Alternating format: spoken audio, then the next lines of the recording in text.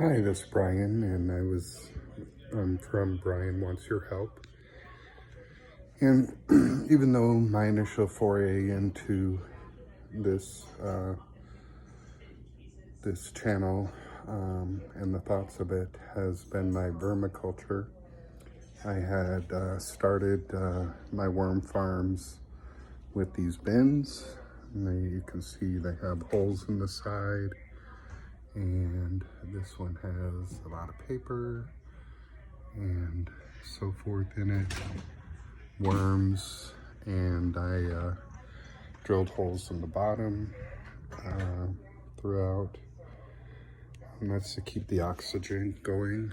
I am gonna turn this bin soon. This is the one I talked about in a previous video where it had the worms had overeaten the soil too many times.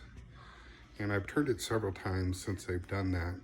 And I just keep half of it or a quarter of it in there with the cocoons and the worms. And then I start refilling it with food scraps and paper waste. And then I had, just tons of these bins set up. I had all of these, and they were all, doing a great job. I had some real big ones. And then I had these extra doors that I was gonna get rid of, not use, or, and I made this long vermicomposting bin. So it's quite deep, as you can tell, and it goes all the way down. So it's pretty nice. You can see the door handles there. I just secured it at the joints. I did get a couple pieces of plywood for the ends, and it's been working out good for me. Dumping the food into this part and the cardboard, and using kind of a wedge system that I learned from Anne at Plant Obsessed. So this end is a little more processed. I recently turned this and have produced or kept quite a bit of food out of the landfill with that. So what I'm going to start doing now is composting again in my backyard and filling up a lot of these bins along the back side of this garage so that we can start our garden outside. Because this long worm bin that I have, that is not really being done properly. I put a lot of things in there just to keep it out of landfill and then sort out the garbage.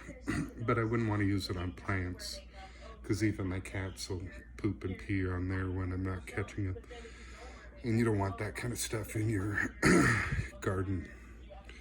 But perfectly good for filling in holes and leveling out land, that type of thing.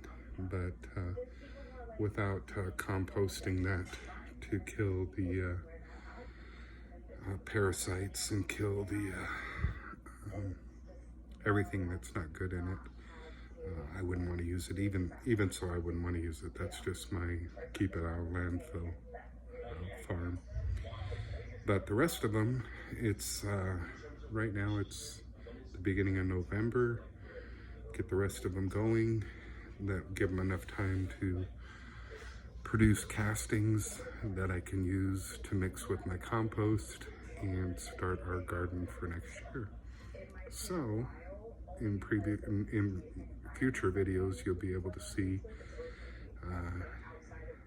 me getting all these bins over here in this section of the garage into vermicompost bins And I'll show you also my outside composting. I'm going to do it a little bit different than I did in the past. I've just been building mounds and turning them and using a thermometer to make sure that they get up to the proper temperature to kill the weed seeds and anything harmful that might be in them, and use them as compost. So I'll keep you up to date. This Brian wants your help, and we're trying to make better towns, cities, states, regions, counties, countries, and a better world than we found it. Thanks for your support.